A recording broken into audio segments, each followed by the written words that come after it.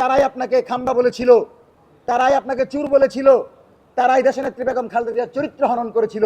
সুতরাং এই সরকারের বুঝতে হবে তাদের বন্ধু কারা, তাদের বন্ধু তারাই যারা বাংলাদেশের ফ্যাসিবাদ বিরোধী লড়াই করেছে। সুতরাং কোনোভাবেই দলের পরিচয়ে কোনো সন্ত্রাসীকে ছাড় দেওয়া যাবে না। ধর্ষণ করার পর কোন বালের চেয়ারম্যান তাকে আশ্রয় দিবে সেটা আমাদের দেখার বিষয় না। আমরা দেখতে চাই দর্শক যেন 24 ঘন্টার ভিতর গ্রেফতার হয়। আমরা দেখতে চাই দর্শকের যেন মৃত্যুদণ্ড হয়, 3 দিনের ভিতর যেন রায় হয়। আমরা সেটা দেখতে চাই। অত্যন্ত মানে কি একটা দেশ যেখানে দলের নেতাকর্মীরা বলছে চাঁদা না দিলে তোর ঘরের ভিতর ঢুকে আমি তোর সন্তান স্ত্রীদেরকে গুলি করব, অথচ তাকে গ্রেফতারের 16 ঘন্টার ভিতর সে বের হয়ে গেল। পাঞ্জাবের জগতে একটি বিশ্বস্ত নাম শাবাব এথনিক ওয়্যার। মানে এটা কি আজীব রাষ্ট্র? আমি যা ইচ্ছা তা করবো, কোনো বিচার হবে না, এটা হতে পারে না। আমরা মাঠে নাই মানে এটা মনে করবেন না যে কোনো অপরাধকে আমরা প্রশ্রয় দিচ্ছি।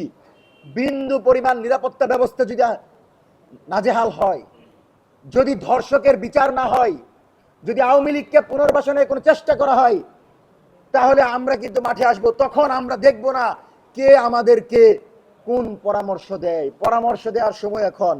আবারও বলছি, পদক্ষেপ ছাড়া কোন ধরনের নেতাকর্মীদের বিরুদ্ধে, আপনার দলের নেতাকর্মীরা দর্শন করবে, চাঁদাবাজি করবে, সন্ত্রাসী কর্মকাণ্ড করবে, আর আপনি জামিন দিয়ে দিবেন, এরকম চলতে থাকলে কিন্তু বাংলাদেশের জনগণকে নিয়ে জনবিস্ফোরণ ঘটবে।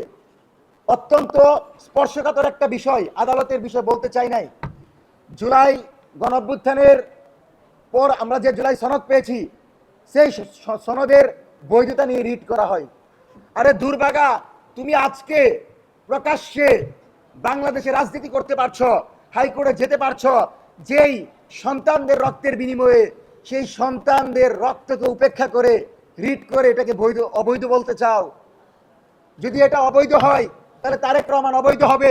এটা যদি অবৈধ হয় এই সংসদ অবৈধ হবে। এটা যদি অবৈধ হয় জুলাই অবৈধ হবে। এটা যদি অবৈধ হয় আমরা সহ জাতীয়তাবাদী দল সহ যারাই ফ্যাসিবাদ বিরোধী সবাইকে ফাঁসির দড়িতে আওয়ামী লীগ ঝোলাবে।